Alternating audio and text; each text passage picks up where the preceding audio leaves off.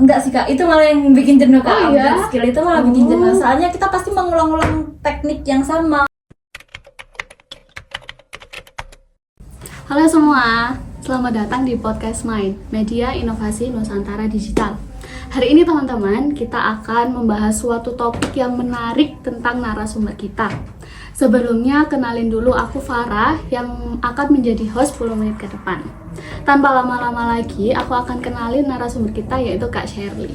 Halo Kak Sherly. Hai. Boleh dikenali dulu nggak ke teman-teman main, namanya siapa, terus kesibukannya apa, dan sekarang lagi kuliah di mana? Hai, nama aku Sherly Nur Aprilia, biasanya dipanggil L. Terus kesibukan aku ini sih lagi banyak perform di dunia tari ya. Jadi kayak sering latihan juga, terus kadang aku nge-coaching juga. Wow. Jadi kadang di SMA, kadang di instansi juga kadang. Coach aku juga guys. jangan gitu lah. Aku juga ini mahasiswa UM. Oh iya? 2025. Jurusan apa Kak? Pariwisata. Oke, hai Kak Sherly. Hai. Oke, baik guys, tadi perkenalan dari Kak Sherly, dan perkenalan dari aku juga. Jadi di Containment ini tuh kita punya tema guys. Tiap episodenya kita punya tema. Nah, tema kali ini guys, kita ada melestarikan budaya lewat gerak. Nah, itu tadi kan cocok banget sama Kak Sherly yang udah ada di dunia tari mulai dari dia kecil. Nah, sebelumnya aku langsung ke intinya aja ya, tanpa lama-lama lagi karena aku udah kepo juga tentang Kak Sherly ini. Nah, jadi Kak Sherly, mulai kapan sih tertarik di dunia tari itu? Oke, aku dulu itu mulai tertarik tari itu dari aku SD. Gara-gara ada temanku itu ngajak aku ikut sanggar. Padahal aku dulu itu anaknya nggak pedean kan. Terus habis itu aku pertamanya tuh menolak sih Kak. Jadi kayak aku nggak mau ikut soalnya pasti aku nggak bisa. Terus waktu nari takutnya aku juga salah. Jadi kayak nggak mau, nggak pede. Akhirnya sama temanku dipaksa nih. Terus setelah dipaksa aku coba masuk sanggar. Akhirnya seru juga ya. Banyak teman, terus aku juga bisa ngolah kemampuanku. Terus aku merasa kayak yaudahlah aku coba aja terusin sampai aku SD, sampai aku lulus SD ke SMP aku lanjutin terus nih. Nah SMP ini aku mulai masuk ke Tari yang sesungguhnya. Yang sebenarnya enggak sih. Di SMP itu kan aku SMP 4 ya dulu ya. Di sana itu ada yang namanya tuh kelas seni. Jadi itu dia kayak mengkhususkan anak-anak yang minat di seni kayak musik tradisi, terus habis itu tari tradisional dan teater bahkan ada juga. Nah aku iseng nih, aku masuk aja dah ke kelas seni itu. Kok lama-lama enak ya, meskipun gak nyaman, terus seru kok. Jadi sekelas itu satu frekuensi gitu loh, suka nari semua, suka musik semua, jadi kayak nyambung kan. Biasanya kalau kita sekelas kan, kalau kelas biasa kan kayak ada yang suka basket, ada yang suka apa kan, kayak nggak nyambung. Terus ekskul juga setelah sekolah ya pulang masing-masing. Kalau ini kan setelah pulang sekolah kita langsung bareng lagi gitu kan. Nah itu serunya di situ. Terus kita juga dapat pengalaman baru, terus sering perform juga, terus dapat teman-teman baru dari luar sekolah. Terus habis itu dapat ini sih banyak pelajaran sih, dari olah rasa, olah tubuh, terus kekeluargaan, terus pertemanan juga, itu semuanya dapat di situ. Terus setelah lulus SMP aku lanjutin ke SMA, tapi kalau ke SMA ini aku lebih cenderungnya ke modern, nggak yang ke tradisional. Benar. Tapi tetap sih aku tetap ngelanjutin tradisional, cuma nggak seintensif seperti waktu SMP. Oke. Aku mau tanya, tadi kan ada olah rasa, olah tubuh, dan olah semuanya ya. Tantangan terbesar selama menekuni dunia tari kan pasti tari itu kalau aku lihat kan di panggung kan pasti wah bagus, tapi kan kita nggak tahu ya belakangnya gimana latihannya. Tantangan terbesar itu ini sih Kak, kan kita kalau nari kan nggak selalu dengan tim itu aja kan ya. Mungkin kalau sanggar tim itu aja, cuma kalau misal kita pengen lebih lebih meningkatkan ini skill kita kan, kita harus nggak bisa stuck di yang orang-orang itu aja kan. Kita harus berkembang, kita harus cari relasi dan segala macam. Nah itu sih biasanya kita mengadaptasikan diri kepada orang lain. Jadi orang baru maksudnya, kayak kita harus menyatukan ide-ide kita yang dengan orang beda ini, terus rasanya juga itu. Terus kadang kan kita beda ini ya, beda cara apa ya? Misal kalau waktu latihan nih, misal dia latihannya gini, aku latihannya gini. Nah, menyatukannya tuh susah banget gitu. Sama jadwal per orang sih Kak, itu seringnya. Jadi kan kalau udah mulai dewasa ini kan jadwal kan beda-beda ya Kak. Ada yang kuliah, ada yang kerja dan lain sebagainya. Nah, itu mau menyatukan hari latihan tuh susah banget. Kayak kadang hari Senin nih, ini nggak bisa, terus ini bisa, terus hari besoknya yang satunya ini bisa, ini nggak bisa. Nah, itu susah banget. Nyari hari untuk latihannya tuh susah banget. Itu sih dari aku, itu sih yang susah.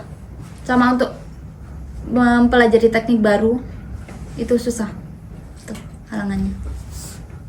Oke, ini masih masuk ke tantangan ya Kak. Nah, di era sekarang apalagi Gen Z kan udah jarang banget ya ada yang mau ke tari tradisional. Nah, semisal Kak Sherly ini lomba, yang nonton itu banyak gak sih Kak? Soalnya kan kalau sekarang kan misal modern, terus K-pop itu kan banyak banget masanya yang nonton ya.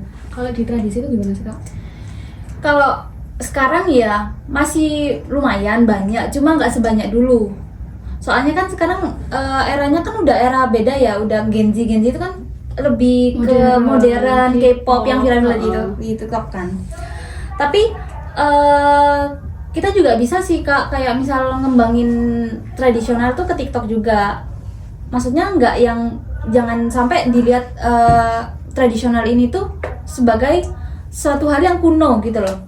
Iya, benar. Jadi bisa kita kembangkan tradisional ini sama kayak kita kembangkan modern dan K-pop itu tadi.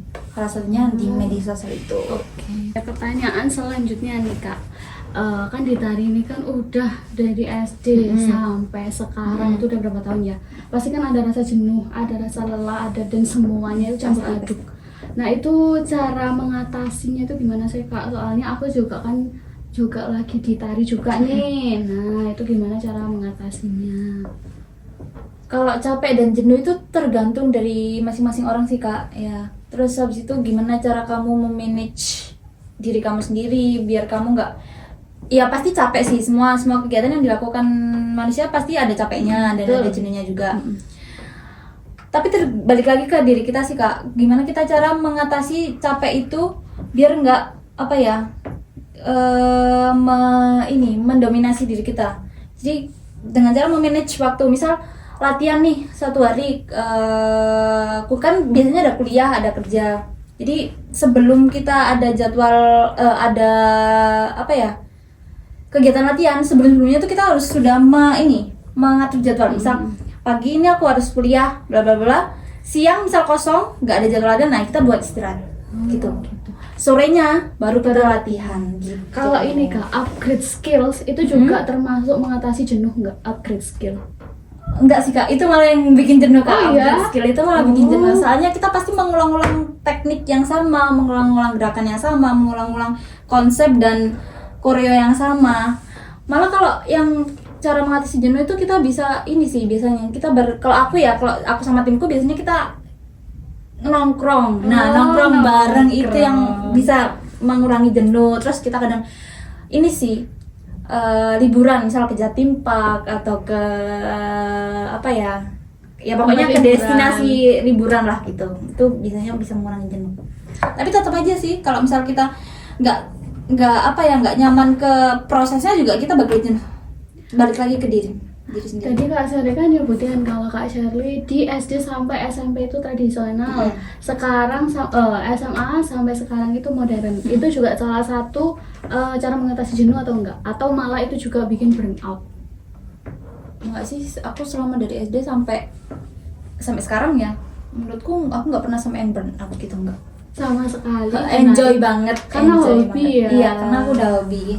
Terus banget, jadi nggak udah burnout. Pengen dari kecil kan, jadi kayak aku mikirnya ya aku pengennya di sini, ya udah aku udah dapat kesempatan untuk ini, ya aku harus jalanin. Nggak boleh lah aku kayak, ya boleh lah jenuh sekali aku dalam artian sambat gitu ya boleh, tapi kita harus tetap jalani dengan rasa senang dan gembira. Kalau di tiap tim nih Kak, ada nggak sih member baru entah di tradisional atau modern, ada nggak member baru? Ada yang pasti. baru masuk. Oh Ada, ya, ada itu pasti.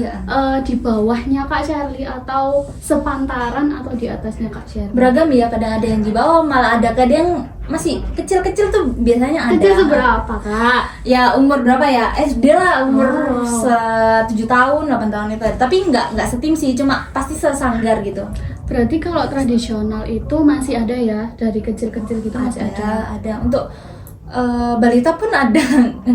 ada. Oh. Tapi kalau balita nggak yang langsung di apa ya, dikeluarin untuk perform, nggak, cuma untuk skill dulu. Terus habis itu cara menari kan ada kan sekarang, dari dulu sih ada kan tari yang kayak tari kupu-kupu, tari iya. apalah hewan-hewan itu kan pasti udah ada kan. Berarti masih banyak ya anak muda, bahkan anak kecil itu masih Umur tertarik. 2 tahun, 3 tahun ada sudah. Oh iya? Ada. Berarti pernah megang anak kecil-kecil ngajar? Pernah. Tapi kalau ke anak kecil tuh biasanya lebih ke olah tubuhnya sih Kak. Maksudnya lebih ke biar gimana dia bisa nanti waktu besarnya dia sudah tahu gimana cara menggerakkan tarian tuh yang bagus gimana. Oke, mungkin udah banyak ya Kak yang aku tanyain, dan juga aku udah dapat banyak pengalaman dari tradisional, modern, dan segala macamnya. Nah, kalau dari aku ini lebih ke kesan pesan buat anak muda sekarang itu gimana? Karena kan tradisional kan sekarang menurutku udah lumayan luntur ya. Pesan-pesannya itu gimana buat anak muda sekarang? Dan juga harapan deh Kak, kesan-pesan dan harapan. Harapannya sih ini ya, tari tradisional lebih dikembangkan lagi di media sosial. Kan sekarang kurang nih ya, lebih banyaknya di K-pop sama modern. Lebih di ini aja sih, dikasih tempat sama dikasih Kasih wadah ya, wadah untuk mereka. berekspresi. Sama buat teman-teman yang mungkin pengen mulai coba tari, itu pesanku cuma satu, jangan takut sama jangan takut salah. Iya, Jangan takut untuk maju. Kamu nggak harus nggak harus jago langsung. Semua penari pasti dia punya prosesnya, dia pasti dari nol, nggak Langsung ujuk-ujuk bagus. langsung profesional kan nggak Iya. mungkin. Aku juga dulu pasti dari nol juga, dari nggak bisa, dari yang aku pemalu, dari aku yang takut salah juga. Nah itu pikiran-pikiran takut salah, takut kamu nggak bisa ini itu tuh jangan dulu, gas aja dulu. Maksudnya kayak coba aja dulu, nanti pasti kamu bakal diajarin ini. Nah itu prosesnya itu pasti ada. semua butuh proses ya. Terus tadi itu juga bukan cuma gerakan aja, tapi kan gimana cara kamu mencintai gerakan terus tariannya. Jadi apa yang udah kamu lakukan itu sampai gitu loh ke orang-orang. Itu juga bisa buat wadah kamu mengekspresikan apa yang kamu rasakan gitu. Jadi nggak cuma gerak aja. Wow, itu dia ya teman-teman, kesan pesan dari Kak Shirley dan juga harapan dari Kak Shirley. Mungkin harapan dari Kak Shirley itu bukan harapan dari Kak Shirley aja ya, tapi harapan dari aku juga, bahwa anak muda sekarang itu harus tetap melestarikan budaya teman-teman. Dan juga teman-teman, aku berharap dari konten-konten mainku dan main teman-temanku itu nanti, baik yang ada di Instagram dan juga ada di YouTube, bakal menginspirasi teman-teman. Mungkin segitu aja Kak Shirley, terima kasih buat hari ini. Sama-sama. Dan terima kasih buat teman-teman yang udah nonton. Terima kasih, sampai jumpa di konten min selanjutnya. Dadah.